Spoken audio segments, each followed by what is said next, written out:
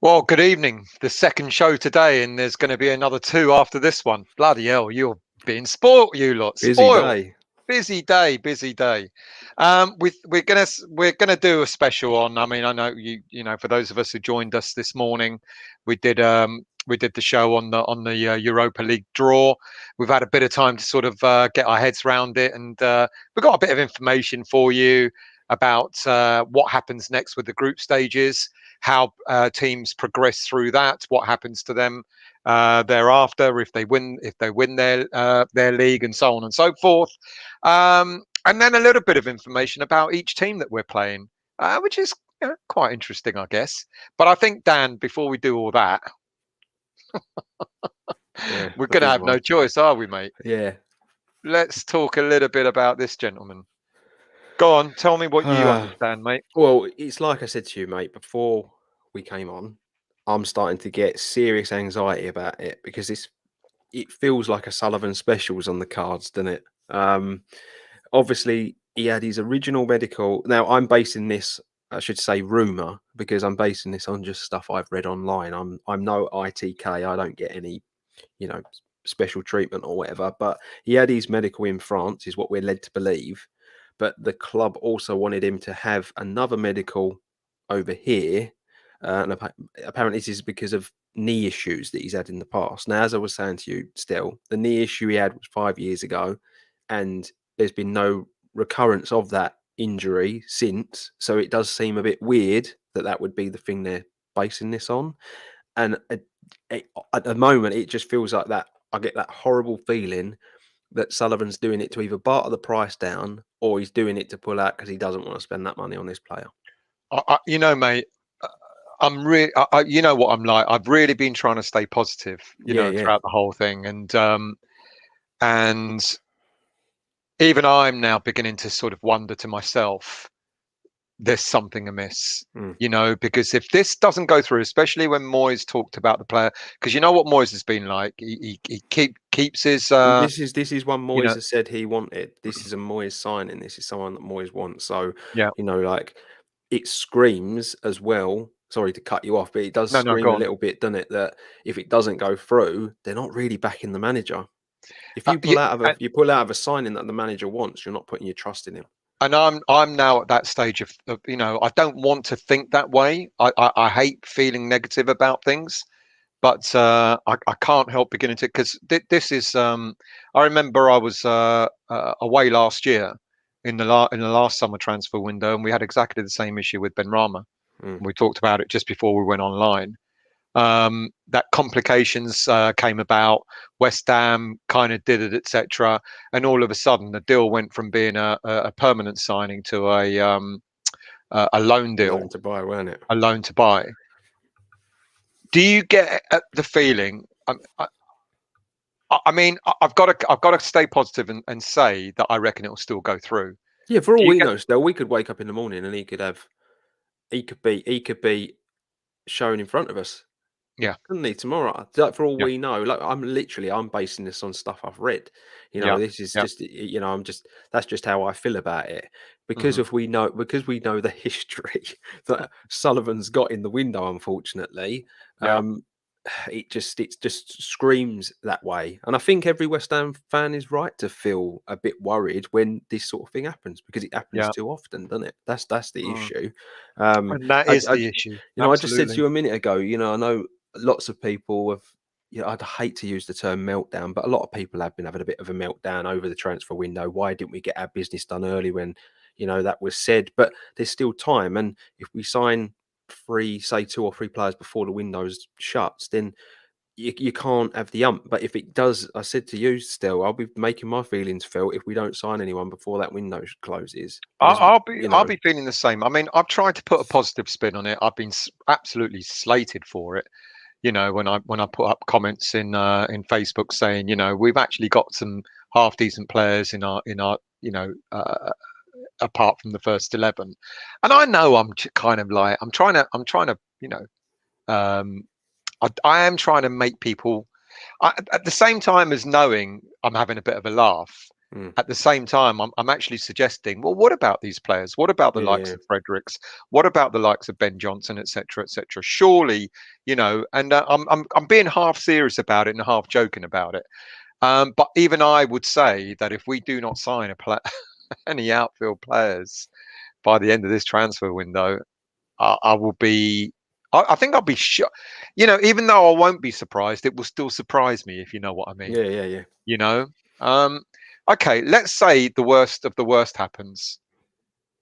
Next one up, Yeah, the trouble you got there though is it's reported that Wolves have submitted a bid in it today.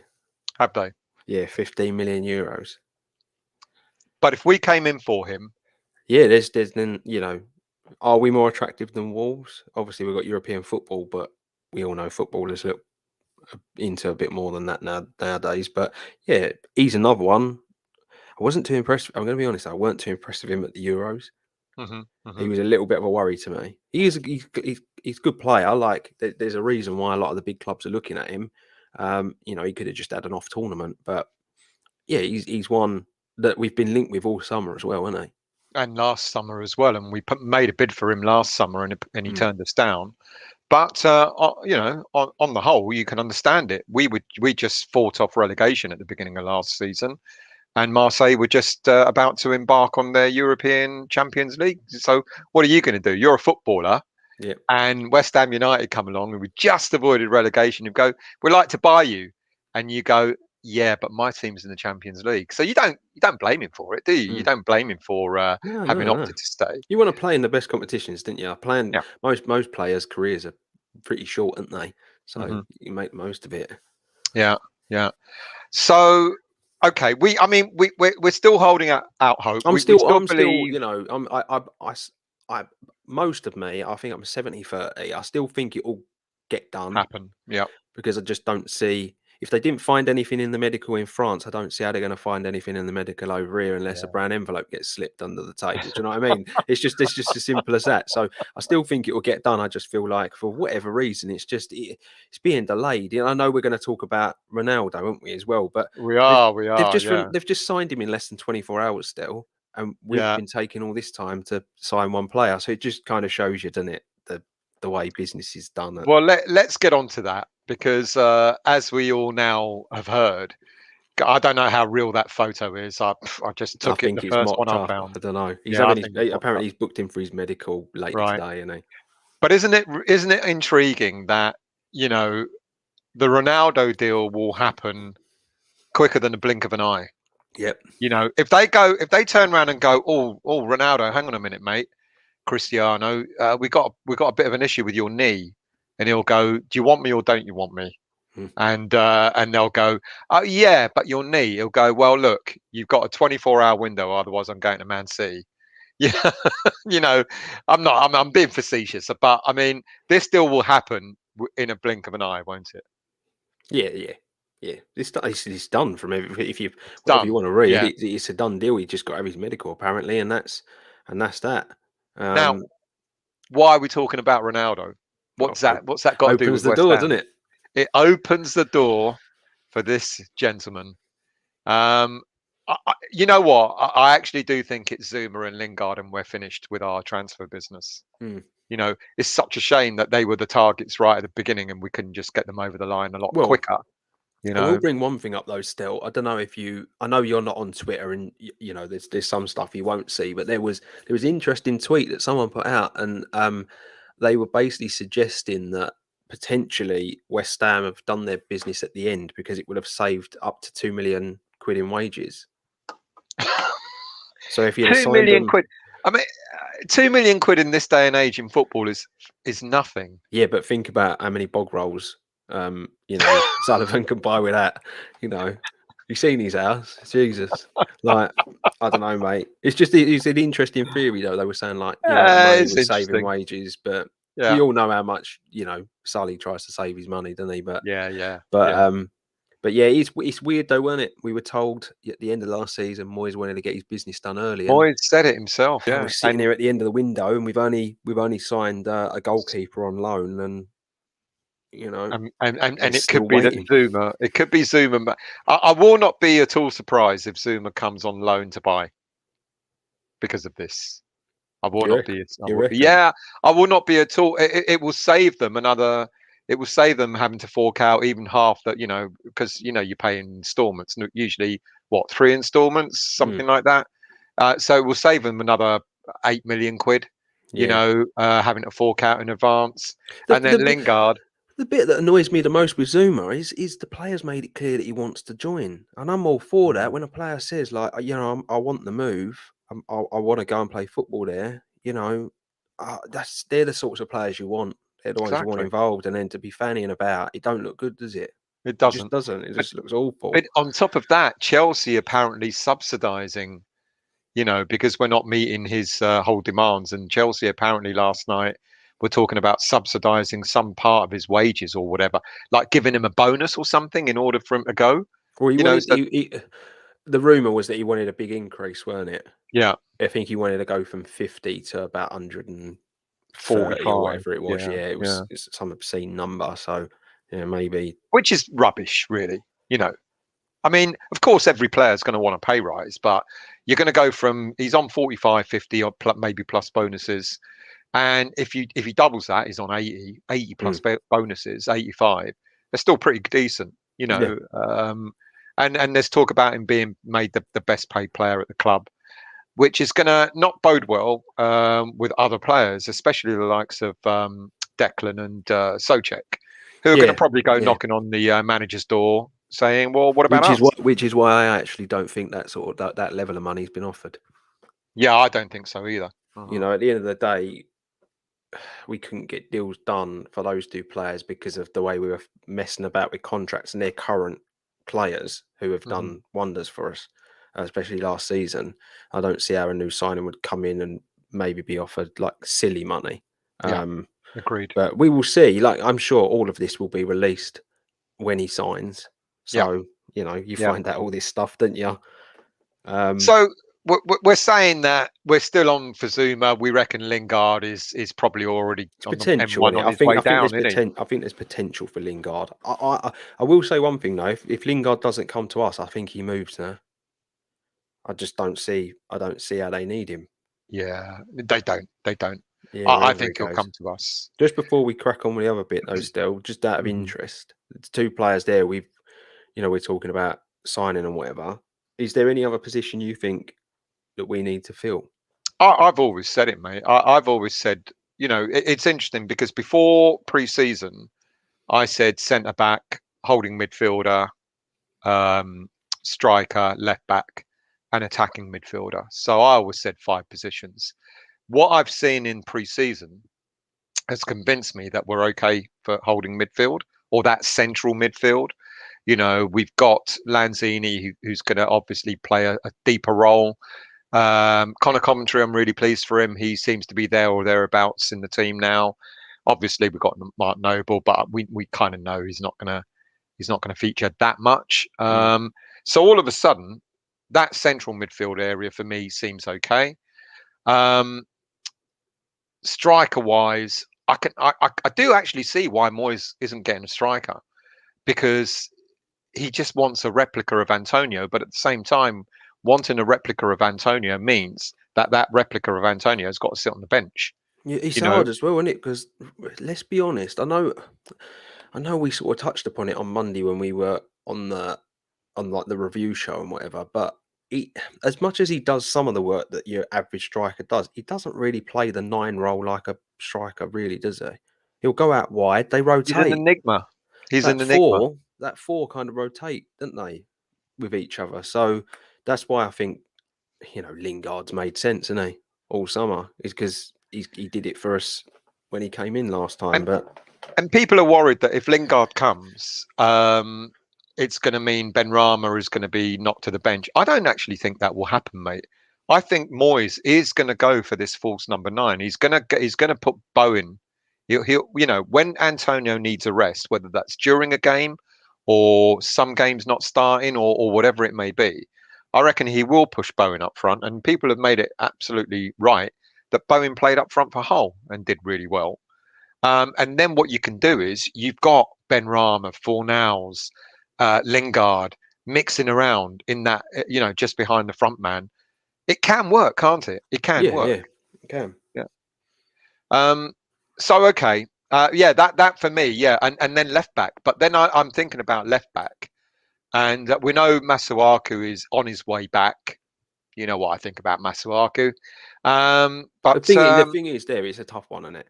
Because I think we're all agreed, even the biggest Masuaku fans, we've got 2 that have come on this channel a fair bit, don't we? But even the biggest Masuaku fans will admit he's not good at left back.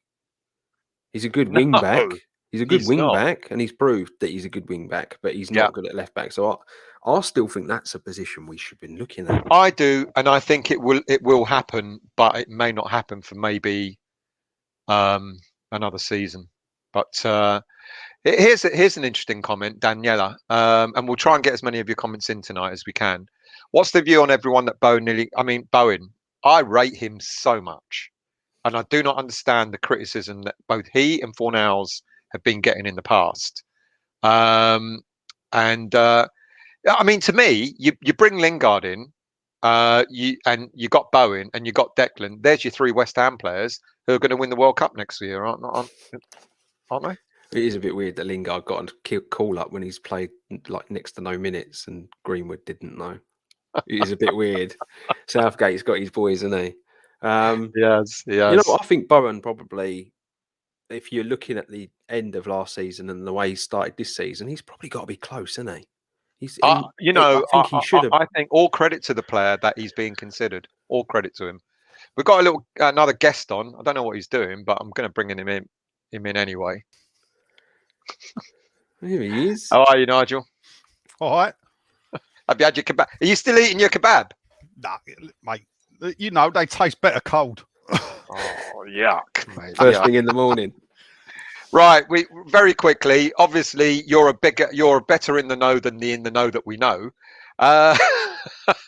Try saying that when you're sober. Zuma. We just talked about Zuma. This is meant to be a Euro show, Europa League show. We talked to we've been sidetracked. Zuma, is he coming or is he not? Or what's going on? My money's on he's coming. It's been discussed at both press conferences. If you look at what Tuchel said and then look at what Moyes said, so it looks like the clubs have done the deal. The personal terms have been agreed, whatever his wages will be, blah, blah, blah, blah. Agents' fees have all been agreed, sorted. Who's picking up that bill? So now it's down to medical. He's in Paris because he's got a family issue. Now, it says compassion. I don't know if he's lost a family member. And really, when it's something like that, it's not for us to pry. Yeah, absolutely. So we let him get on. Now, he had a knee injury in 2016. Dan just said that. Yeah, but let's face it, the amount of games he's played since then. But, people's reaction... He played 36 games last year. That's what I'm saying. I mean, for me, it's a no. It's even for the price, 25 million. I think that's a good at today's transfer thing. For an experienced player that's done what he's done at Chelsea and been around. Is this shades of Benrahma this time last year when we start all of a sudden right at the death we had an issue with Benrahma? The Benrahma thing. The Benrahma was done as a loan. Oh, but it wasn't originally. Oh no, to get the deal done. Yeah, because whatever flagged up in his blood or whatever it was, I don't know how far I can go. No, don't go any further than that. Yeah, so whatever flagged up in his medical basically was something that needed further investigation, but it could be nothing. Yeah. So it was one of their things where, you know, both clubs agreed. Brentford agreed as well. Look, this is what's come up. If we do this deal, we'll give you 5 million now. Now I'll give you the 20 million when we sign him. But remember, because it was deadline day, the paperwork had to be done. Yeah. So it was quick to do. Bang, bang, bang. Now the reason why we signed him permanent in January. So for our standards, it was as long as whatever was in that was cleared up. It was 100% he was going to sign no matter what. Right. Now, the reason why we did the deal in January was to free up the loan space to bring in Lingard, because we had Dawson on loan as well. Yeah. So there was no skullduggery or silly nuts stuff done by the owners. It was all about manoeuvring. And, you know, you could say, why leave it late? But let's get it right.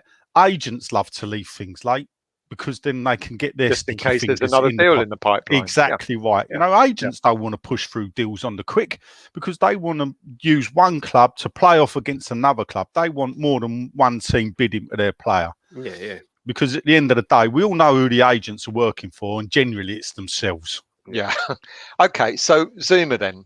So Zuma, you know, I mean, you know, obviously there's something in the knee, but Jesus Christ, I mean, I can go back in history to Paul McGrath, who had the worst knees in the world, and yet played for years and years. Man United binned him, thought he was going to be useless. He went to the World Cup in 1990, playing for Aston Villa. Well, Ledley King's another one, isn't he? Ledley King is another one. Yeah, he didn't train heavy. There was no impact in training, but if managed in this day and age, you know, our coaching staff are going to know how to manage it.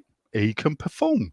Yeah. So does he? You know, when I was asked the other day, what did I think? Is Zuma better than Balbuena? Yes. Well, there you go then. Well, why are we then? There should be no one really going, oh, it ain't worth it. Once Zuma's up and running, he starts next door, No doubt about it for me. Yeah, next door corner. Exactly. That is the thing you got to look is it what Moyes asked for as an improvement on Dawson or Diop? Well, actually, it's a bit harsh on Diop, because I do like him and I like Dawson, but I suppose Zuma is. And if we go on around, Oggy ain't going to play forever, though, is he, Nige? And so he's 34. He's in his last year of his contract. Yeah, so you got to look at it. You know, Zuma's coming in. He's 26, and people are quite surprised at how young he is when you consider the amount of football that he's actually played. Because he's been out on loan. Didn't he go out on loan to Stoke? Everton. Yeah. He's played for Chelsea. He's had a couple of he's got a lot of experience, and it's funny as well because you obviously you read a lot of stuff when these deals are going through, and a lot of the fans of all these clubs as well said that he was always brilliant for them. I've got the odd mistake here and there, but I've got a close mate who's a Chelsea fan, and I messaged him the other day and said, Zuma, 25 million. He went bargain. He just replied, bargain.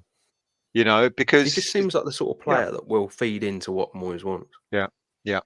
Absolutely. I mean, and you know, if you look at some of the transfer fees that we've paid for players, the thing is, you're always going to have a problem buying players off of bigger clubs because bigger clubs pay bigger wages. Yeah. And you know, generally, you know, I've said it before. The mad thing about football is that when a player is no longer wanted by their employer, they always want a pay rise to leave. And, you know, that's the only industry I know where that works, where it goes, we don't think you're good enough. Go and play for them. And they'll go, yeah, all right. Oh, but you got to give me more money. Give me more money, even though I'm shit. So, you know, but if you look at the market Chelsea's dealing with, all right, you can sort of understand it. To progress, we need players to come from the Chelseas and the Man Uniteds. And, you know, and we need to get them in. The problem is, it's not so much the wages they're on, is that if we say Zuma's going to be paid 120 grand, now we know a lot of our players are not earning that. So they're going to be looking at that and thinking, well, I want a pay rise then. So signing that's Zuma, what I said, wasn't it? on the 120 grand, it don't just put 120 grand on your wage bill. It could put 320 grand a week because on your everyone wage else bill. is knocking on the door. But if you proclaim to be, if your ambition is to be a top 6 team, at some point you have to pay the wages, and without, not without dragging it up. At the end of the day, when Karen Brady stood in a video and said a world-class team with a world-class stadium, let's concentrate on the world-class team bit. Guess what? That cost you 100 grand a week each player, minimum, maybe more. So you must have known the business you were operating in, what you would have to pay to achieve the level you said you wanted to achieve. And it's time to put up or shut up, basically, or shuffle along. Well, I didn't want to raise this, but very, very, very. I'm a pro, aren't I? Very, very quickly, PAI put out a statement today saying they're going to wait to put their next bid in until next week when the transfer window shuts, etc., etc. I want 30 seconds from both of you, Dan. It doesn't surprise me. Don't surprise. They're interested in the property, mate. They're not interested in the football club.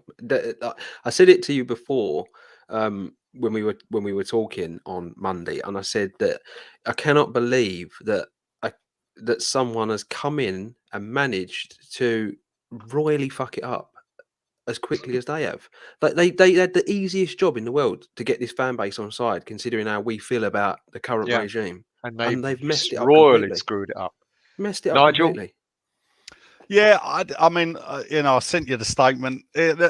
My favourite bit when things like that happen ain't what they say; it's when you read the comments underneath. I think Tony Cotty should have done that before he jumped ship himself. He should have read what the West Ham fans were thinking about him, because it ain't improved with Tony Cotty joining. No, it's got worse. I've tweeted out at the end of the day, listen, we all love a circus, don't we? And circuses are fun. And if, they do buy the club, at least we still got a circus to look at. Right, let's move on. Ronaldo, and even though it's got nothing to do with West Ham, despite the fact that David Moyes invited him to come to London and play for West Ham if he fancied it, he's gone to Man United, and that's got to mean Jesse Lingard. I mean, with Sancho and Ronaldo there now, and with the likes of Fernandes and all the other players that they got, Lingard's on his way, isn't he? Got to be. Oh, as I said, it paves the way. Whether or not I think he'll leave, whether it's for us or someone else, I think he'll go now. They're so top heavy, top heavy. At United. Nigel's eating his kebab. You got bit that's sticking out your tooth. I've got my little dog sitting by me. If I don't eat it, he's going to jump up and eat it. Come here and say hello. But don't eat me chips. See, look. There you go. You've had your 5 minutes of fame. Now piss off. Lingard, is he? I mean, as Dan said, if he doesn't come to us, he'll go elsewhere. He's coming to us, isn't he, Nigel? I'm glad he's been picked for the England squad. Yeah. It shows that Southgate is still interested in him. He was unlucky, I think, not to go to the Euros. Yeah, I think so too. And at the end of the day, he only joined us to get to the Euros. That's why he came on loan to us. And it was just purely about him getting game time to get back in England. And by God, did he nearly do it. The good thing is Man United are going to move on without him. I suppose they had a duty, because he'd done so well for us, to sort of we'll bring you back in the fold. But we can all see it ain't going to work for him there. So I think the natural thing for him is to come back. I read an interview this week, a Telegraph, I think with Mark Noble. And there was a little thing in there about, while they were doing the interview, Jesse Lingard FaceTimes him. Oh, so really? Therefore, Lingard's still in contact. Yeah. So it's another good sign that actually, that when... I've said it for a long time. I fully expect August the 31st, 11 p.m. Jesse Lingard will have a West Ham shirt on his back. It's And the interesting. question here, lads, you Just know, going to say that. yeah. I mean, Lingard, whatever he might cost us, they got to sell him. We need more signings than Zuma. Do you think it's Zuma and Lingard and we're done, or do you I think don't there's know. another See, player in the I would pipeline? hope for more, but I'm not sure. You never really can tell. It was the other interesting part about that comment though from Zach there was the price tag for Lingard. Now I was talking to a mate of mine about this, and they've got to be clever about it. I know United have been very firm on their stance that they wanted 25 million, but in 4 months' time you can offer He'll him a go for nothing. contract and sign Yeah. him next summer for nothing. So we're talking about 25 million for, you know, that it's just silly money for someone Yeah, it who's is. available for nothing in 4 months. Well, it's intriguing because a lot of social media columns were talking about Man United went up to 30 million, and then out of the blue, the other day, the value of him went down to 20 million, and there was West Ham fans going, "Great, he's 10 million less." Well, he was never 30 million in the first place. No. You know, so it's I a bit of a. personally think You know, that 20 million is too much for a player with that little time left I on do his too. contract. I do too. Because you've got to think about it. He ain't going to come in on small wages. So you've got to think about that. You know, there's more to. I think. And now that he's seen Zuma's going to sign for whatever, he's going to want his But there's more top to and it. I third think as fans well. don't realise how much there are to transfers. It's not just a fee. There's so much more that goes into it. Agents' fees, contracts, and then in those contracts, it's not just a basic wage. There's bonuses involved.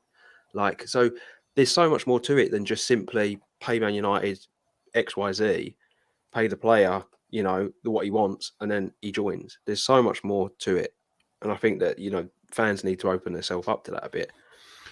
Yeah. The amount of money that agents get paid and the amount of agents that are involved in deals, you know, we don't know the murky world. Yeah. So I mean, I get to hear snippets, and it just builds up my absolute hatred and distrust of agents. Yeah. And it's easily fixed. FIFA can do it, and you just ban agents, basically acting. Well, the Milenkovic one's interesting, isn't it? Obviously, you take it with a pinch of salt, but 7 million euros is apparently what the agent was asking for. Yeah. That's an obscene amount of money. True. If that, yeah, but if it is true, I did question that. If it is true, though, still, that's half of what the transfer fee was. No, well, exactly. But I mean, that's a mad amount of money. I got my gut told me in the show I did on Monday was that it seemed to me, although I've got no evidence of it, that it was a maneuver from both the player and the agent asking for that sort of money in order to get a better deal. Well, it worked, didn't it? I was just about to say, it looks. That's how it looks. That's what it looks like. I mean, did you? The funny thing is, I'm not a great follower of Italian football. I mean, the bloke looks 6 foot sitting down. Oh, he's tall. You know, and you think, does he? I don't know. You know, I don't know how good he is or whatever. So he's got one of the best stats, aerial stats. Now you've bored me still, haven't you? But you said you don't read the stats. I told you he's got one of the best. He was stats linked. He was linked with big clubs as well. He was like last summer, bigger clubs than us.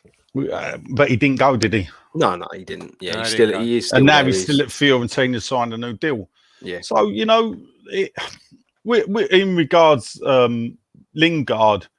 Do you know, it wouldn't surprise me if it was, you know, another one where it's a loan.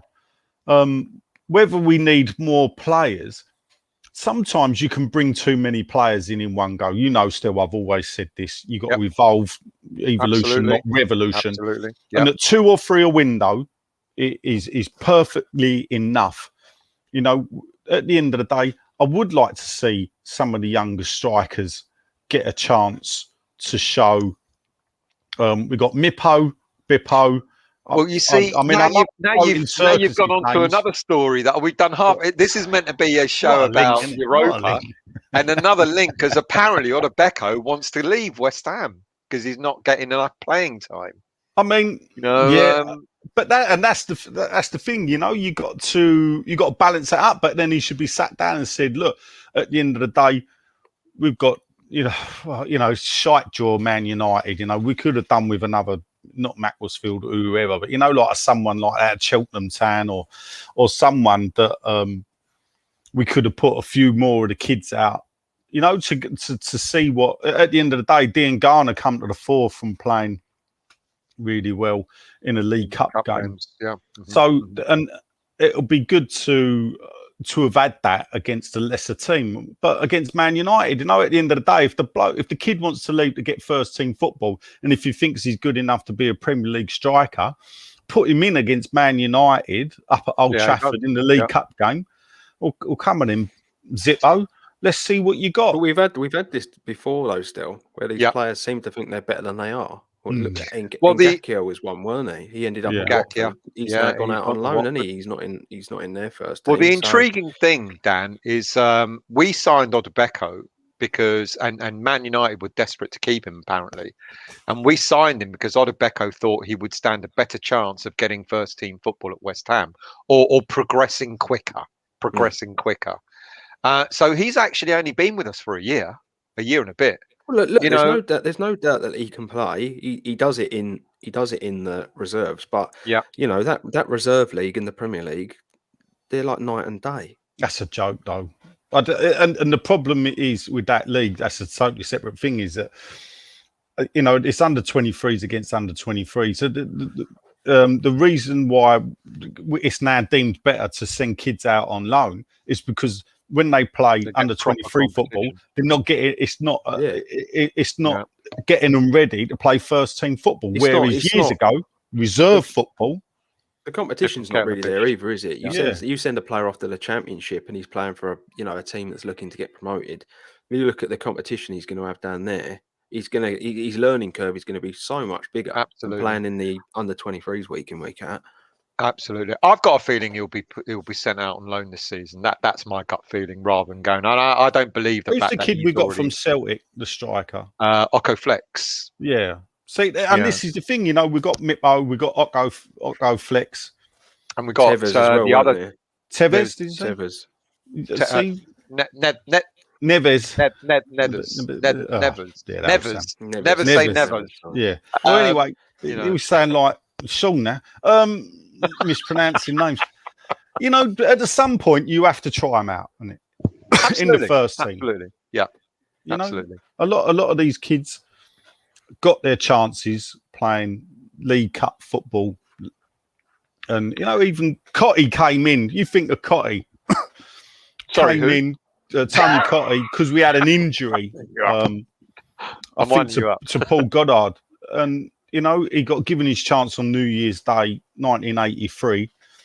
Here he goes, the historian. Scored, you know, you couldn't say it was a lucky goal because Joe Gallagher hits the crossbar, bounces down on the line, and Cotty heads it in from 3 yards out. But he was there for it. That's the thing. Oh, and that was the thing, and he was up and running, and then it was, you know, it was sort of a Freddie Sears moment, but Freddie Sears unfortunately didn't follow it up in the way that Cotty did. But I think we're going to see some of the youngsters play in the cup competitions. I'm pretty sure of it. You know, we've already got Baptiste, centre back, very highly rated, only 17 years of age. Moyes has already said he wants to keep him around the first team squad, which is the under 19s, isn't he, for England? Yeah, he's just got in the under 19s for England. He's always been ahead of his time. You know, at 15 he was playing for the under 18s. At 16 he was playing for the under 23s. At 17 he's been called into the first team. You know, well ahead of his time. And we've seen Johnson. A lot of people think I think he's much maligned. Don't know why. He's hardly played in the position that he naturally plays, which is right back. When he did play right back in pre-season, he looked a different player. Decent. Absolutely. And I think, you know, that we have got some interesting youngsters coming through. We've got an awful lot of players at the end of this season that are going to be in there, you know, sort of hitting 34, like we just said about. Well, our whole defence, our whole defence at the moment, bearing in mind Zuma and a West Ham player, is nudging 30 or over. Yeah, well, Diop is only 23, 24. Well, but he's not a starter, is he? So when you look at it, starter, Creswell... Yeah, Soufal just turned 29, didn't he? Yeah. Soufal just turned 29, yeah. So, yeah, Creswell's 30-odd, Ogbonna 30-odd, Dawson 30-odd, Fabianski 30-odd, Kufal, as Moyes called Fabianski, Vera's 40-odd. Well, 37, isn't he? You know, Kufal's now 29. And Soufal. Kufal, as David Moyes called him in an interview, yeah? So I've Kufal. been right all along. Don't listen to them others, mate. It's Kufal. And Muk Kufal, probably, if Anton was here. So, you know, and we've got to start looking at some point. You can't just keep buying for the year and now, because we did that for 4 years and ended up in the position we were before David Moyes turned up, staring down the barrel of a gun. Right. Let's do some comments, and then we'll talk about what we were meant to talk about after 40 minutes, which is about the Europa League. John Lyle, acid joke. John Lyle signed no one in the summer of 85, 86, and we went down. We didn't. I'll stop him now. Yeah. No. Right, I'm not sure. That is sort of true. Yeah, he bought a few things, but we didn't go down to 89. It was a slow, painful death. Yeah, believe me, it was. But can I also say, go on, after 3 games, in 86, 87, West Ham were top of the table. So take that what you will. Let's not go too deep into that. Trodge, we talked about central midfield earlier on before you came on, Nigel, and we talked about Dan asked me, who else do you think we need? What other positions do you think we need once we get Lingard and Zuma over the line? You know, what about other positions? And I suggested, I think I was happy with central midfield. Now we've got the likes of Lanzini and Connor Coventry coming through, etc. What about you? I mean, if we can sort of more or less say it's Lingard and Zuma, do you want to see other players coming in? Not specific players, but do you want to see players coming in for particular positions? Yeah, I'd still think either we got Souček and Rice as the defensive midfielders, as we say, free ranging and whatever. Have we got any really good cover for them? Because you could lose one, but if you ever lost the 2 of them to injury, that would cause a problem, because you could lose one and slot one of the other midfielders, because we've got a lot of midfielders in the squad. But again, I'd still like to see either on loan a forward-thinking player. Now, whether that is Jesse Lingard, though, I don't know, because there's a bit of me that thinks Moyes has done it to Arnautovic, he's done it to Antonio. He's thinking perhaps he can do it. He's looking for a player that type. He sort of alluded that perhaps he thought if Antonio's not playing, I might put Bowen up front. That's what we said earlier. You know, so there's a bit of me that thinks perhaps that's what Moyes is thinking. He's not looking for a striker. You know, a lot of the fan base is screaming, sign a striker. But if you look at it, well, we haven't got a striker. The mad thing is, 3 years ago, we had bloody 4 of them. Yeah, Carroll, Hernandez, Perez. The biggest problem with strikers is it's the most expensive. Goals is the most expensive thing to buy, right? Yeah. We are a club that are not going to go and throw away silly money on a striker. So if one comes in, it's going to be on loan. And then, as you've said many a time, still, to try and find one that does the same things that Antonio does. That Antonio does, yeah. Here's a comment from Bertie. And talking about the central midfield, for me, Coventry and Lanzini or even Noble are not physical enough. We sometimes forget the sheer physicality of Declan and Thomas. So kind of what you just said, Nigel, because I suggested, I'm actually glad that Coventry's breaking through. I think he might actually surprise us. It's interesting that Lanzini is going to play a deeper role. Yeah, he doesn't do the physical stuff that Declan or Thomas does. But I think we're kind of, and I know Noble ain't going to play that many games. He'll only get minutes here and there. But whereas before pre-season, I was all for, we should get another holding midfielder or a central midfielder. But I think Coventry might surprise us. Or am I barking up the wrong I think tree one wouldn't hurt, just because I don't trust Lanzini to stay fit. That's the problem. He picks up far too many niggles through the course of a season, and they're not small niggles anymore. They always seem to keep him out for quite a long, extended amount of time. And you've already said Noble's probably not going to play too many games there, but going to be really selective about the games he plays, aren't they, this season? Yeah. You know, Souček, Rice, you've got to think about suspensions, injuries, the amount of games we're going to play. You want a ready-made player. You don't want to be relying on a youngster who's breaking through, do you? It's nice if you can bring them on with maybe 20 to go, but to ask a Coventry who's not played too much like Premier League football, for instance, to come in and do that job that they do, that's a big task, isn't it, really, for a young player? Yeah. But I think he'll get some game time here and there. And I think, you know, in the cup competitions and stuff like that is where I think he might sort of shine. Left Moby back wants is the to one for know. me. Left Sorry, back, mate. left back. Yeah, I agree with you. Left back. We've got Cresswell, who's been immense. Like, I don't think we all appreciate just how good Cresswell was last year, and he seems to have started this season like really well and all. But he's another one that he always seems like one challenge away from potentially being out for a couple of months, and then you're relying on Masuaku, who just isn't a left back. He's a nightmare. He's a nightmare. When he's expected to play in a 4, he just can't do it, can he? Moby wants to know if you've got plenty of chili sauce on your kebab, Nigel. Nah, I haven't. That's not a proper kebab then. Clive reckons Lingard and Zuma would represent a reasonable window when you consider the younger players we've signed.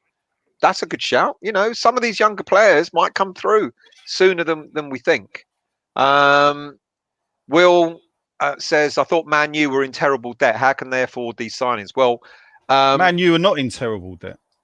Right. That's why. But the funny thing is if you look at it, is that the clubs that have not revoked their Super League membership, are the clubs struggling. It'll be interesting to see if Madrid get Mbappe.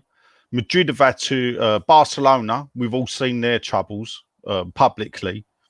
Ronaldo's just gone from Juve. No matter what Juve could do, you know, they couldn't get him to stay.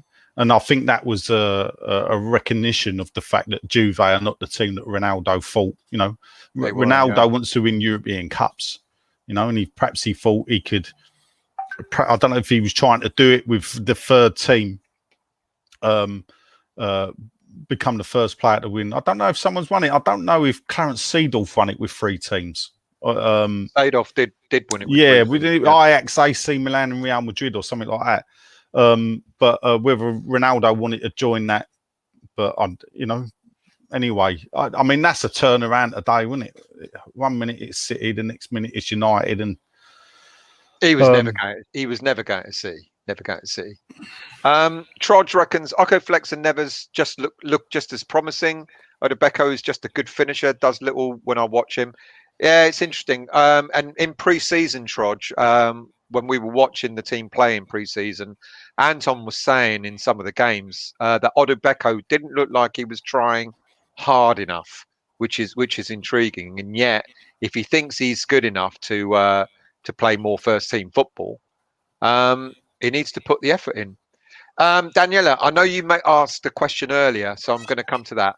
Daniela asked about what we think of Bowen being close to being selected for the England team. What do we think of it? Well, I know what I think. I think it's fantastic, but we already had our say. I always find it funny when like club managers get the ump when their players get picked for internationals, when it means they're playing bloody well.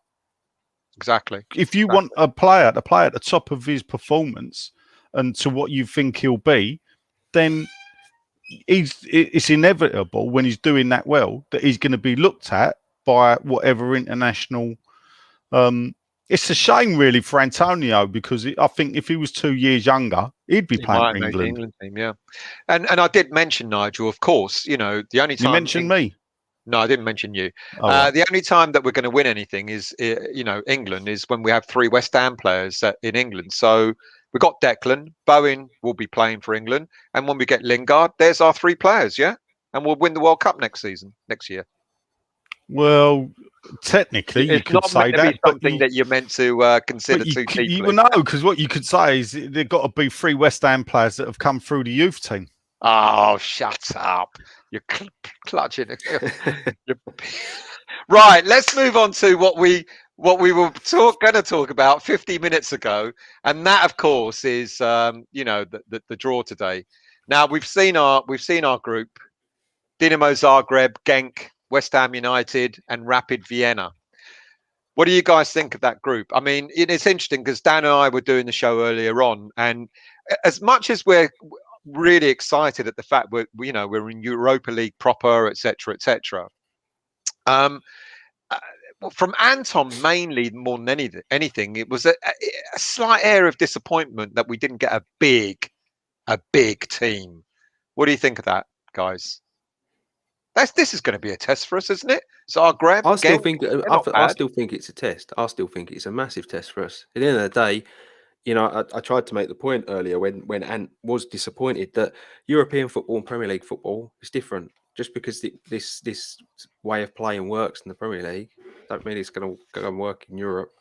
But I still think it's a big test. Yeah, we didn't get the champagne fixture that we wanted. We wanted one of the big Italian teams or something, didn't we? But we wanted to go on a decent holiday, didn't we? Mate, I've been to Italy to watch West Ham.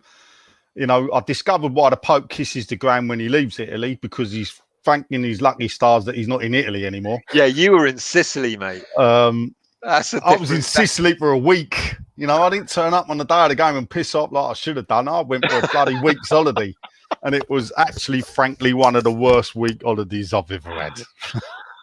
It progressively got worse. I wanted Leverkusen anyway, because Germany's decent for the football. So I wanted Frankfurt, but that's personal because I've been invited by the Frankfurt Museum to go there because they're naming a part of their ground after West Ham in honour of the 1976 European Cup Winners' Cup semi-final. Right, this is serious, yeah. Wow. So I sent them some my newspaper clippings and stuff from them, and they reciprocated. He emailed me, the bloke, and they've got a proper museum, not a shed. So they're a proper football club, but they're going to name, I think it's a part of a corporate land, West Ham. So they said, because obviously I do, I went to Germany a couple of years ago. I'm looking to go back. So when we go back, with any luck, we might get Frankfurt in, the later rounds, perhaps. I've got an invite there where I can go to the West Ham corporate room, have my photo done, and get a guided tour off of the curator of the museum and see whatever they've done. They've put a little bit in the museum or the West Ham game. That they're still bitter about losing the game. He did actually say that in his in his email. So, sorry, mate. Go on. I mean, I wasn't. Yeah, you get who you get, innit? You got to still beat the team who's in front of you. Exactly. So let's see how the draw worked out. So this is how it was. 32 clubs were going to be seeded into 4 groups of 8 in order to get 8 groups of 4. In accordance with the club coefficient rankings. I don't really understand how that all worked, but I'm guessing, Dan, that was all to do with how you fared in European competitions. Yeah, your coefficient. So on. Yeah, your coefficient ranking is based on stuff you've won over a certain time period, especially like last season and whatnot. Our coefficient was 20, wasn't it? Yeah, it was low. Yeah, low. Yeah, it was low. And then clubs from the same association couldn't be, so we couldn't have been drawn against Leicester, for example, and so on. These are the match days, people. Note these in your diaries. The first we told Ant to make a note of these earlier, and he didn't even want to talk to the wife about it. So the first European match day is the 16th of September. So, and then we go 2 weeks later, 30th of September, then 21st of October, and then the final games 4th of November, 25th of November, and then finishing on the 9th of December. So those are the 6 dates that you've got to put in your diaries. Now, we don't know what the fixtures are yet. Do either of you guys know when the fixtures are actually going to be drawn? Tomorrow, apparently. Oh, wow. Okay. Even quicker than I thought. Yeah. There's, and one thing as well, yeah. currently no decision on whether any away fans will be allowed anywhere. Yeah. I know Even that. if the country's green, apparently they 1st might of ban away fans. September. And I think what UEFA is thinking behind that is that if some countries are allowed away fans and some places are not allowed away fans, it could or do something about the way that it's unfair that some teams are taking away fans, some teams aren't having away fans, blah, blah, blah. So it could be an outright ban on all away fans for UEFA competitions. That, though, I think is next Wednesday, 1st of September. Look out for that. Yeah. Going to be decided. So, and then we go on to progression. And Dan, I mentioned this was the bit you got confused with, weren't it? Yeah. Do you want to run through that with us, mate? Yeah. So basically, the winners of the group, they go straight through to the round of 16. Second place, so the runner-up in the group, will play the 3rd place team over 2 legs that drops down from the Champions League with a chance to go into the round of 16. So essentially, if you win your group, you play 2 less games than the runner-up. And the same thing happens for if you finish 3rd in your Europa League slot, you will play the runner-up from the Conference League knockout. So it's the same thing. It works down there. So before, when teams used to drop down from the Champions League, they used to go straight into the next round. It was like the first knockout round or whatever it was. Whereas now they're doing this playoff thing to kind of like try and even it up a bit. That's essentially how it works. What they've done is they've scrapped the round of 32.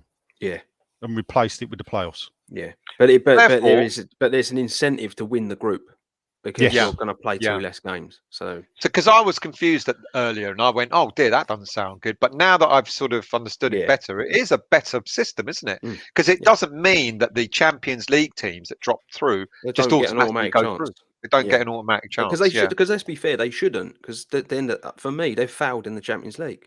Yeah, absolutely. You're not going through in the top 2 positions. The funny thing about it, if we come second in our group, so we then get, I don't know if it's seeded, so I don't know if a Champions League team has to play a runner-up team. I don't know if it's just a straight draw.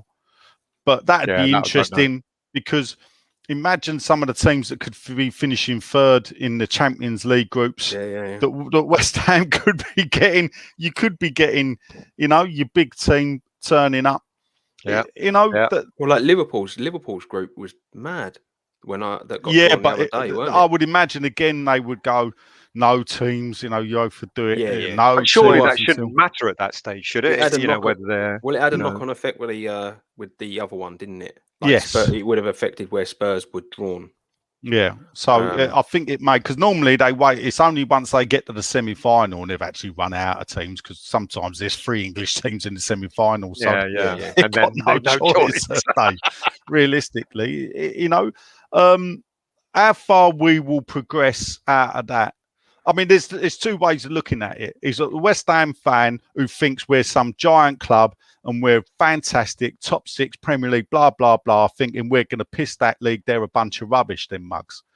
And again, a West Ham fan who perhaps may look at it a bit differently may think, well, I'd never heard of Astrogurgu and they've knocked us out 2 years running in 2015 and 2016. Exactly. So there's a club who've just been relegated in their league in Romania and everything else. So you think, so if we can't beat Astrogurgu, I'm granted it's a different team, but at the end of the day, we've got no, therefore, experience really of playing European competition. We're almost like a virgin team.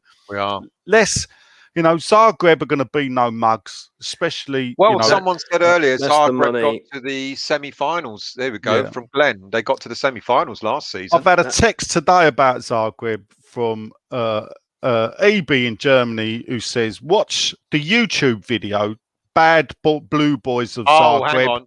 Well, I was going to see. You're ruining Hold the up, show. let me finish. He says they're friends with Roma, so better not mention Di Canio and Lazio. Yeah. Well, let me just, before I get to some comments, let me just run through the groups, because then I'm going to get to Zagreb and the other teams. So Group A, Olympic Lyonnais, Rangers, Sparta Prague and Brøndby. I don't want you guys to comment on this. It's just to remind people. Group B, Monaco, Eindhoven, Sociedad and Sturm Graz. Group of death. Yeah. Do you reckon that one is? I think That's is a hard group. That's a hard group. But then we got Napoli, Leicester, Spartak Moscow, Legia Warsaw. Warsaw, sorry.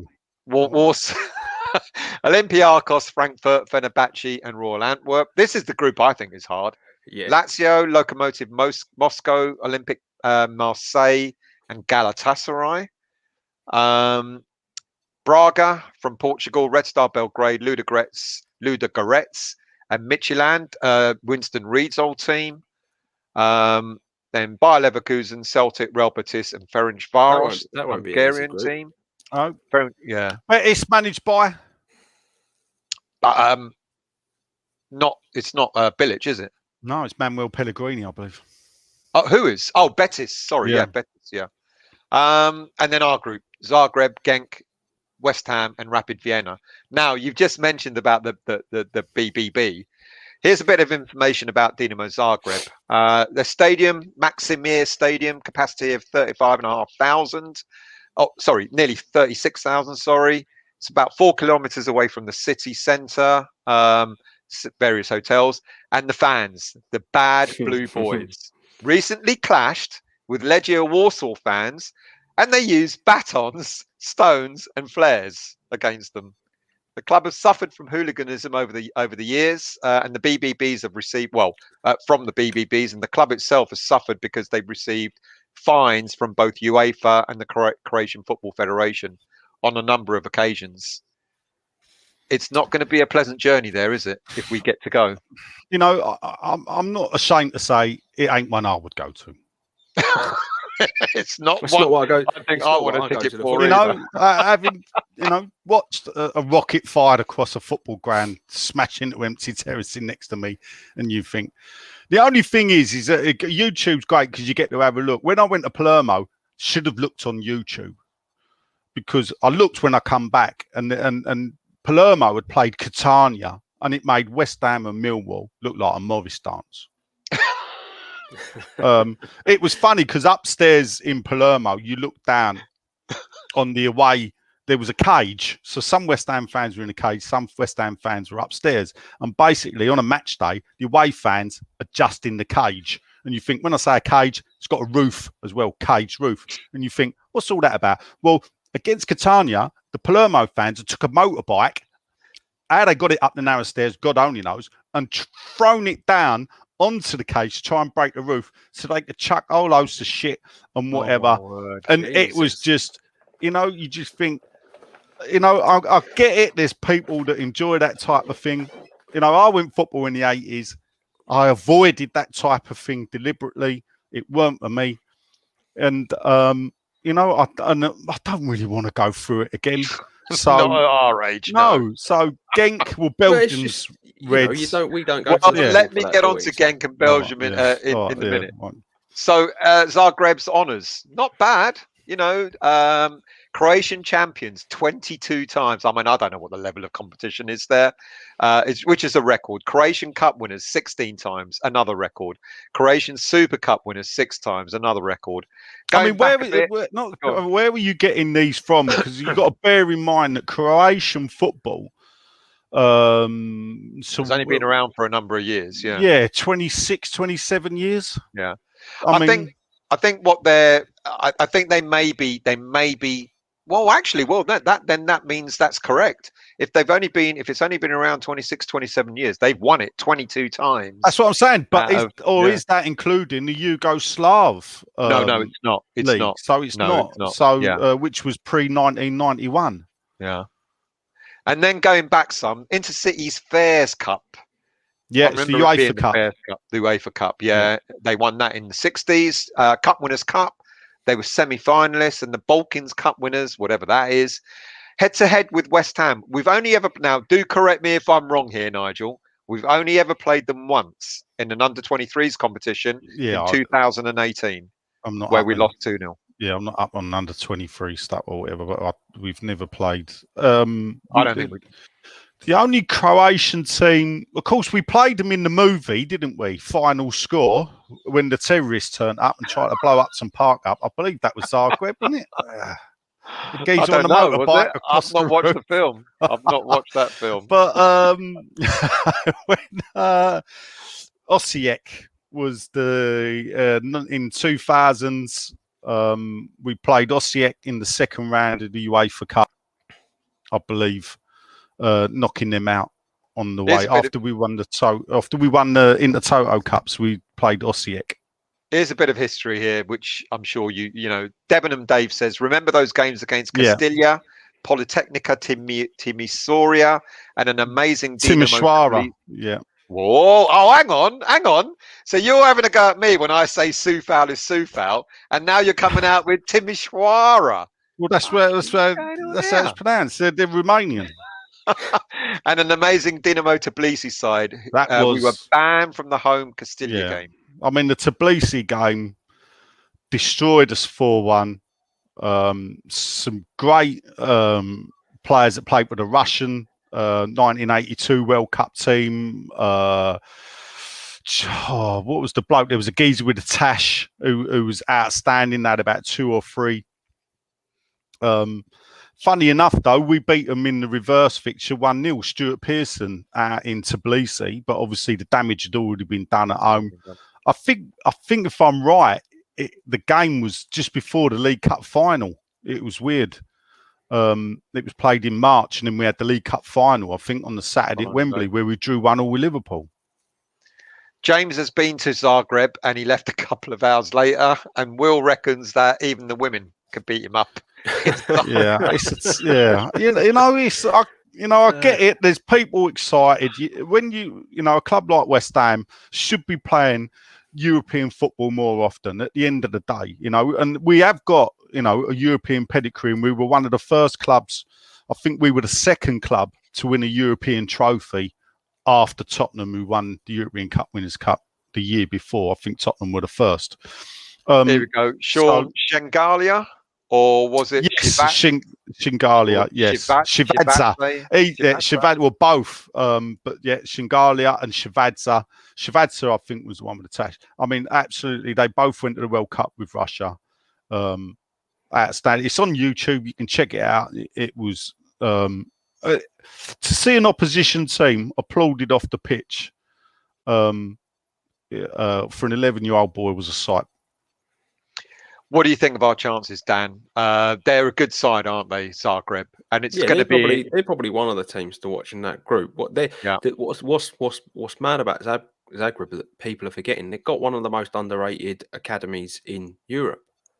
They've had some mad players come through that academy over the years. Obviously, they're all playing for bigger clubs in Europe now, but even like I think Dani Olmo, the Spanish international, I think they only sold him a couple of years ago to Leipzig in Germany. But like he's like a big player. But they've had like Modric there, Mandzukic, Kovacic. Like they've had loads of like unreal players there. So it's easy to go it's easy for fans to look at them and go, oh, we'll probably walk over and whatever. But they've got pedigree. They've got European pedigree as well. And plus, if they've got an academy like that, who knows what some of the players that are coming through that could potentially get some game time in this competition. So.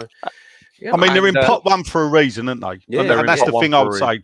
I think they got knocked out in the Champions League playoffs by FC Sharif. I think beat them 3-0 on aggregate. I think they're known as Omar by their fans. That's an old one. And Glenn said they played with no striker and 2 wingers. That sounds familiar, doesn't it? Maybe that David Moyes knows something that we don't when it comes to European football. Let's move on. So we're saying it's not only is it going to be a difficult team to play against, both probably home and away, but it's going to be a very intimidating atmosphere if we get to go there. Away fans, that is. Then we got Genk.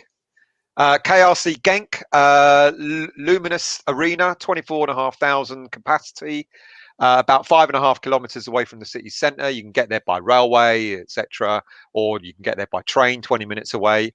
Now, that should say Genk fan groups, not Genk fan grouse. Our GCF, Geneche, and the Ultras, who have an association with Dutch fans of Sittard and German fans of Mönchengladbach. Now, they don't sound quite as intimidating as...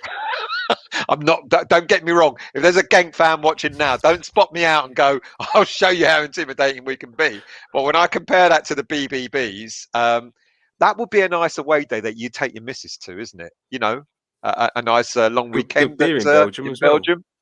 Good beer in Belgium as well. There's I used to go to Belgium a bit as a kid. My stepfather used to buy cars from Belgium and bring them back and sell them over here. You should highlight Glenn Marshall's comment there, just so you know. That one? Yeah. What went over our heads? Go on. There you go. So I'm glad someone spotted what I said, Glenn. We'll reveal all later. You said about FC Sharif, and I said their fans know him as Omar, though. Oh, Omar Sharif. All right. Out. But Genk, not many young fans will know who Omar Sharif was. I mean, the thing you should have done there, if you was doing a proper info, you'd say to the people, how quick can you get there from Brussels? Yeah, because Brussels is a nice place, relaxing to go and have a beer, have a mooch about. You can do it. I've done a day trip to Brussels on the old Eurostar there. Cut the bus rides round, few drinks in the nice square, see all the pretty flowers, see the statue of the little boy having a wee. There's a story behind that. I can't remember it, but anyway, it's quite a famous little statue of a little boy having a wee. And then off we go again, because Belgium's only a little country, isn't it? You know, you must be able to get anywhere from Brussels within a couple of hours. You know, I did speak to the missus. Good evening, Russ. I hope you're well. Lovely smiley faces. If you want to come on, mate, you know where we are. Yeah, get him on, because I want to ask him about bubbles and why he don't play it at a certain time. Okay, Russ, come on, mate, and you can be asked the question. I did say to the missus, because I thought last night that Ammonia, you remember in the WhatsApp group, I said, we're going to go to Cyprus. Ammonia's playing. And unfortunately, they got knocked out at the last minute. So I told the missus today, you know, well, we're not going to Cyprus. Well, we are, but not for the football. And she was really upset by that. I'm sure you can understand. Yeah. But I said she must have been about as pleased as my missus was when I said I'm taking you on holiday to Palermo. It's lovely there. And guess what? The day of her game was her birthday. Well, I said to the missus, Russ, yes, mate, I do know why. Let me know how it went on. So I said to her, well, you know, Brussels, would you like to go back to Brussels? And she went, yeah, it's nice there. Get the train, you know. So we have talked a bit about getting there and maybe spending a long weekend. So that's one away day I know I can get away with. I'm not going to take her to Zagreb. I mean, the first and last game I took her to was Chelsea, when we played Chelsea in the cup game. Was it the first season when we're in the news? The Chelsea Cup game. Yeah, it was only one of 5 games until Monday that we had an atmosphere in the stadium. You know, it's one of them ones. That was one of the. That is very true. And when they were trying to come across the barriers as well, that was jump over. I watched a bloke. That was the funny thing about that is it was like our 4th or 5th game at the stadium, and if you was one side of the away fans, you was allowed to go all the way round to get to the other side. So when it all started kicking off, a bloke in a red tracksuit ran down the stairs past me, and I went to my mate, he's off for the row, let's time him. And it took him 8 minutes to get from our side where we was all the way around the stadium to join the West Ham fans that were having a row. Of course, it turns out he then gets, and he's at the back of the away fans that want to have a row with the Chelsea. He gets nowhere near them. He must have been knackered. There you go, 40 minutes on a train on Brussels. Well, that was because my first season ticket was up near the away fans, and of course she went, looks a bit dangerous here, and I went, don't worry about that, they won't come over. And then all these blokes started trying to come over and she got a bit worried. So it's the first and last game I've ever taken her to, but I might get away with taking her to this game, you know, the game against Genk. Never know. Brussels to Genk is about not Gent, Genk, two different clubs, isn't it? Yes. Yeah, you don't want to get them mixed up either. Don't want to get them mixed up, mate. London to Genk on the train, £100. Bruges is an amazing city. Bruges is fantastic. It is. The Venice of the North. There you go. So I think there's going to be an awful lot of demand for. But isn't Belgium red? What do you mean? Well, you know, I think regardless though, Nige, if they're going to ban it, they're going to ban it. For No, yeah, whether they're red you or mean? green anyway, You mean the COVID zone? I don't know. Yeah, Oh, I right. think Belgium was red for COVID. Right, yeah, right. It was last time I looked. An outright ban anyway if they go down that route. So Genks honours, Belgian champions, first division champions 4 times, second division champions once, Belgian Cup winners 5 times, Belgian Super Cup winners twice, haven't won anything in Europe. And again, correct me if I'm wrong, we've never played them in any type of competition. So we've chances played, against them? They're a good team and all that. They're a good team. Yeah. Didn't we get linked with Onuachu. Yeah, the 6'7" absolute giant. You got to fancy us against them. Yeah. Again, they were pot 2, weren't they? So you think, well, what? But then again, I think it's easier to qualify for Europe in the Belgium League than it is in the Premier League. They were another one that didn't get through the Champions League qualifying. Yeah. So Donetsk, Shakhtar knocked them out. Mm-hmm. So you'd like to think that, I don't want to be. It's hard. I don't really know. The Belgium League, it used to be a 2-horse race between Club Brugge and Anderlecht. For whatever reason, it ain't now, and some of the other clubs are woken up. But I don't think it's that a great. It won't be cut and dried, will it? The national team is one of the best national teams going, but they all play abroad. They all play abroad. Yeah. Well, you look at some of the players that have come out of Genk, like De Bruyne, Ndidi, Koulibaly, like massive players, but none of them are playing over there, are they? So no. And then we got Rapid Vienna, the then recently new Allianz Stadium. That's not misspelt. That's how they spell it. 28, nearly just under 29,000 capacity, 8 kilometers away, far enough away from the city centre. You can get there by metro, and takes 20 minutes. Now they've got interesting fans as well. The Ultras Rapid, Tornadoes Rapid, Spirits Paid, and hooligan outfit called Alta Gardritter, which is apparently translated into third half hooligans. The Rapid Vienna, let's get that out so you can see that whole comment. The Rapid Vienna fans are friendly in association with other European teams such as Nuremberg, Dinamo Zagreb. Where's Nuremberg? Where's Nuremberg? Nuremberg is Germany, isn't it? Is it? Oh, it's funny. I thought it was called Nuremberg. Yeah. But still, well, mate, this is how it was spelled on the website. No, it would have been spelled. I thought Nurn. Yeah. Berg. Maybe I saw it wrong. Maybe I wasn't. And I think someone didn't have their glasses on. Maybe I didn't put the R and N together was an M. And I will be checking it straight after the show. But the interesting thing is, they've got an association with Dinamo Zagreb fans, who we've already talked about. And their third half hooligans are very ultra right wing. It seems to me, even though everyone would be thinking, oh, Vienna, lovely place, go and watch a football match there.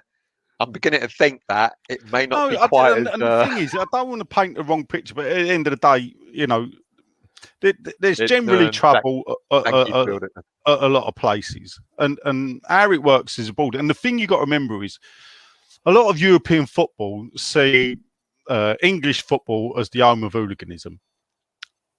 And at the top of the tree was the West Ham fans. So therefore, there will always be a section. Every club has probably got an hooligan section in Europe. Even the lowest, ultras, whatever.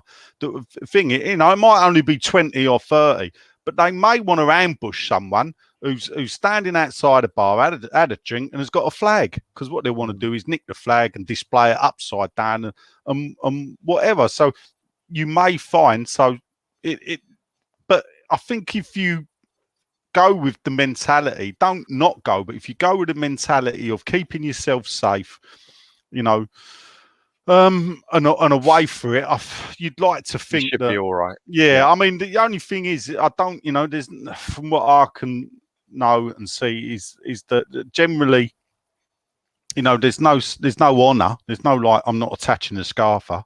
It's like if they think you're a West Ham fan, they might you may or may not get a clump, but it's very small. You know, the majority of football fans in Europe are like us.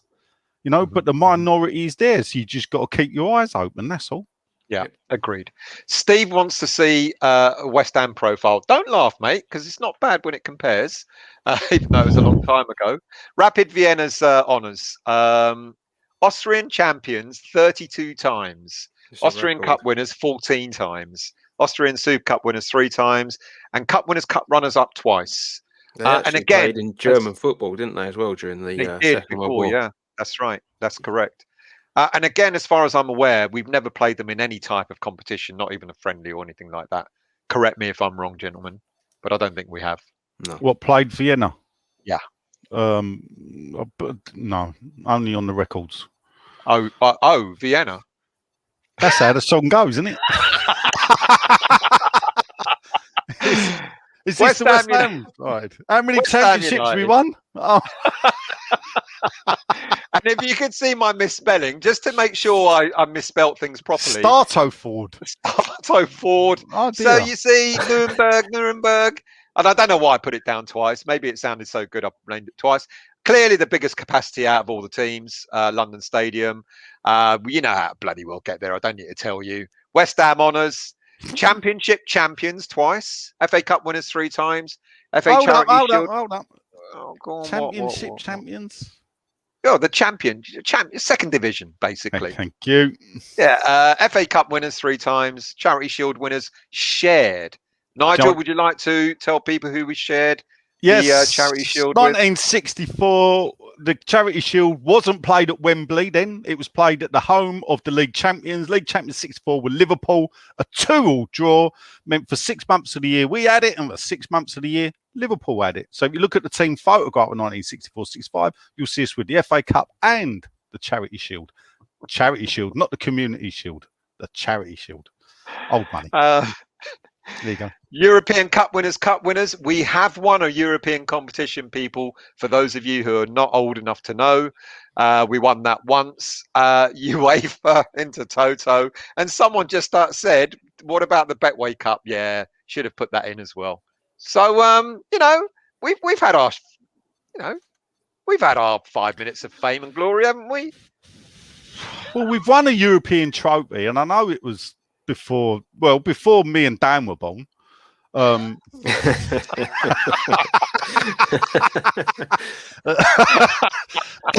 Still, you know, there's pedigree there. And not only that is that, you know, we got to the semi-final in 65-66. We got to the final again, 75-76. So, you know, in the past, we did have a trip. You know, we continued in the tournament. It's our first time in the UEFA group stages. I think we've been afforded a group where I would like to see us in the playoffs and see where we go. That's what I believe we should. We could, and this is the thing, if we can take our Premier League form into the European games, I think we can win the group. I think Zagreb, I mean, they're all going to be difficult. Yeah. I think Zagreb is the team that we've got to look out for. Sharky wants to know why I didn't put the 1940 War Cup. I did actually see it, Sharky, I must admit. And I've got a photograph with that. I thought you would have something that relates to that. That was the only trophy, that West Ham got to keep. So I don't know where it is, but I'll have to send you. They used to have a trophy cabinet. Don't laugh, in Upton Park. Now I've got the only one in there. Right, it was a wall cabinet. It was in one room, and there was the 1965 BBC Sports Personality of the Year, Team of the Year trophy in there. And there was a couple of miniature FA Cups, and there was the full-size War Cup that they got out of the cabinet and let me hold, and I got my photograph done with it. Well, there you go, Sharky. You know, you're not the only one that remembered that. People were asking why didn't we put the World Cup winners as well? Should have done, but there you go. Scott wants to know: did Sullivan sell that trophy? Well, probably in Sullivan's shed, to be fair. It's you know, we sold a lot off of what was in that cupboard. We did sell a lot of away. I think the club still does have that trophy though, the 1940 World Cup. They've got a lot of stuff in storage in London, in Christie's storage yard in London, which I know where it is because I did the alarm there. So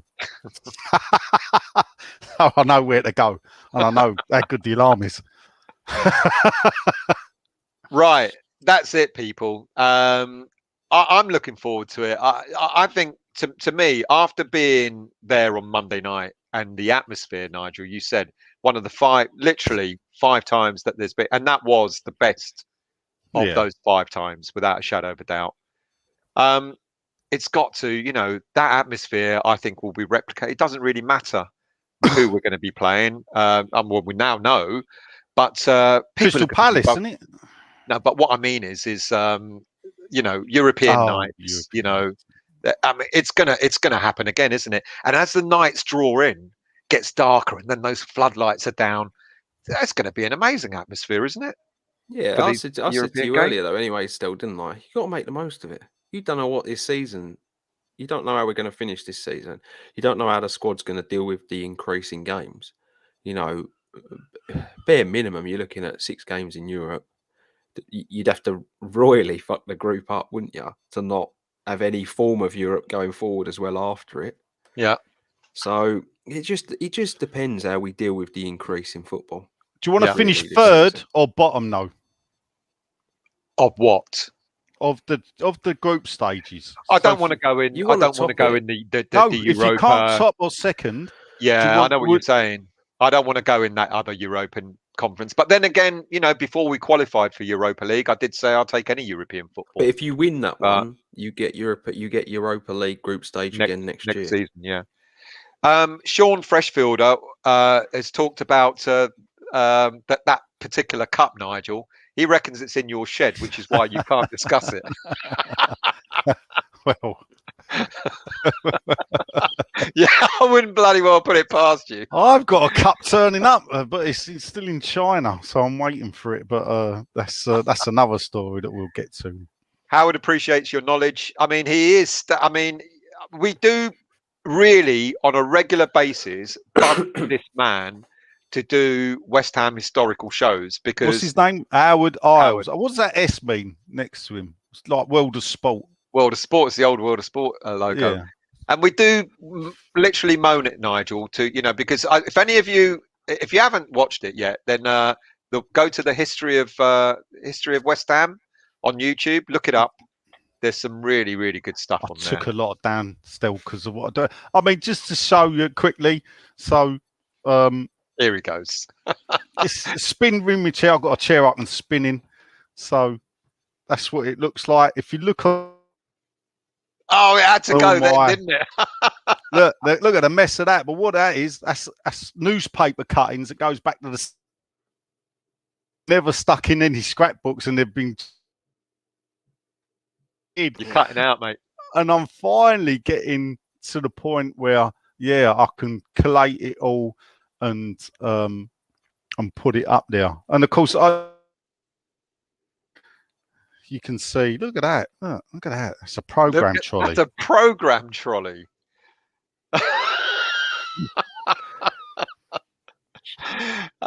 P. Gads wants to know if you've got a pair of Tevez's underpants around there somewhere. He's gone. He's moved the thing so much. You moved the camera and that's it. You moved the camera and you froze, but you're okay now. We're back now, yeah. WHU wants to know, have you got any West Ham gimp masks? Well, if there's a market room, perhaps we should look into that. West Ham Network gimp masks. I'm sure Sully's got one. Sully must have one. He must have one. Right, people want to know if we've discussed Zuma. We have.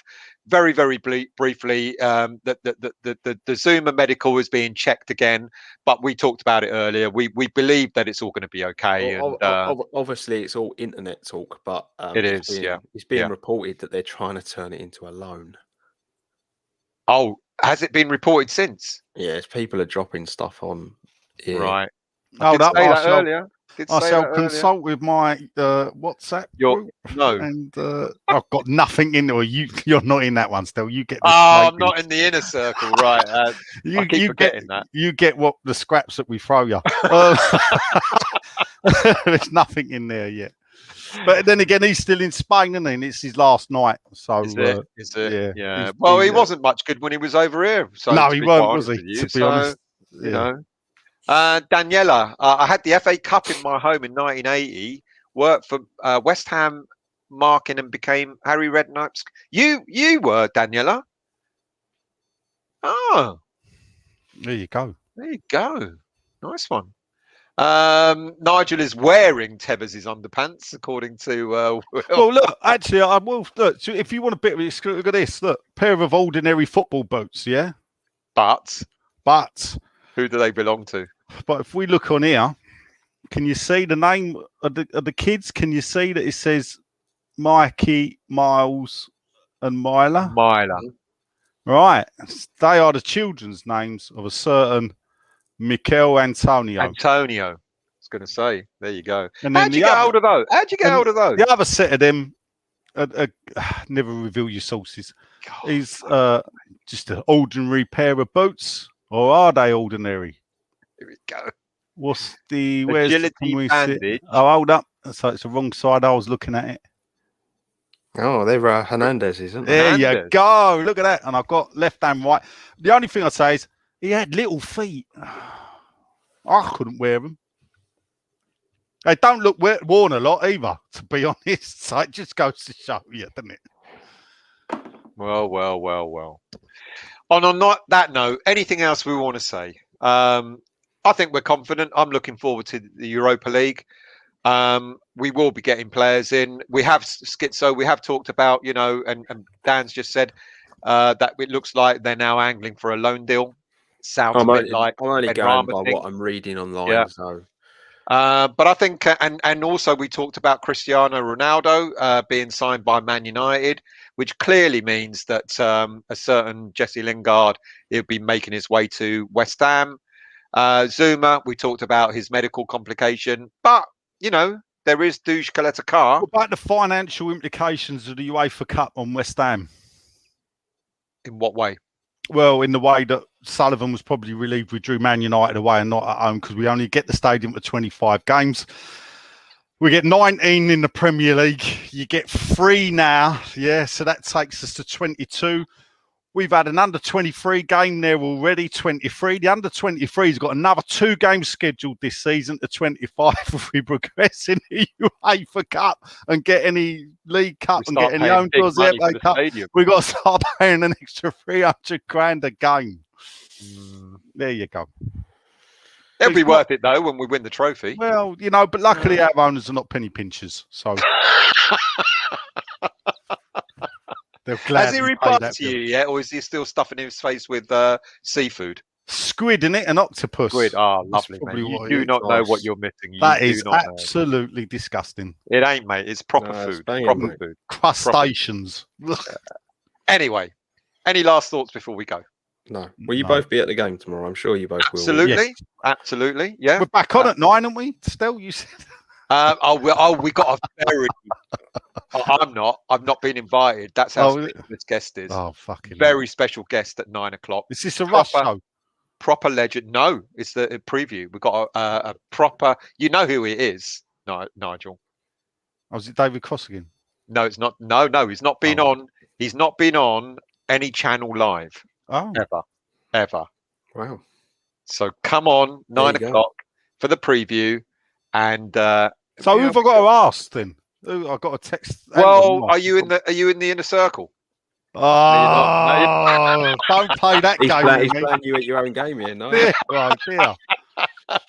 I'll tell you when we go offline. Oh, thank you everyone for watching. Do come back at 9 o'clock, and then we're going to have a late show at sometime near midnight. So whoever's still awake for that, yeah, we always do it. I'm about, mate. The missus has left me tonight. I'm on right. We'll bring you on because by that time we'll be. That's why I come on here. Nothing to do still.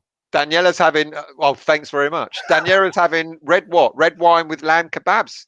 I hope it was better kebabs than Nigel's had. Well, I ain't had it yet. You kept talking. Joan, got to be an X-Factor. Anyway. No, Yeah, I Joan, do. it's not an ex-West Ham player who plays for Palace. It's an ex-West Ham player. He's just a fucking legend. That's all I've got to say. It's not Mr. Brooking. Not yet. We've not quite reached that level, but not far off, Daniela. Not far off. Thank you very much for watching. Much appreciated. We'll see you at 9 o'clock for the preview. We'll see you at midnight if you really love getting tormented by our voices. Oh, Nigel, check your ticket group messages, Nigel, from Sean Freshfielder. I do not know what that means. Sean, what are you talking about? Ticket group messages for Nigel? Can you elaborate? Yeah, but don't elaborate too much if it's what I'm thinking. If it isn't Mr. DiCanio. No, Facebook, I struggle with Facebook Messenger, I must admit. Yeah. It ain't Ludo. It ain't Ludo. I'm not allowed to say. Oh, he's joking. Sorry, he's joking. So forget that. Oh, well. Right. Gotta go before it ain't Bonzo either. That would be lovely, but it ain't him. See you all later on. Thank you very much for joining us. Much appreciated.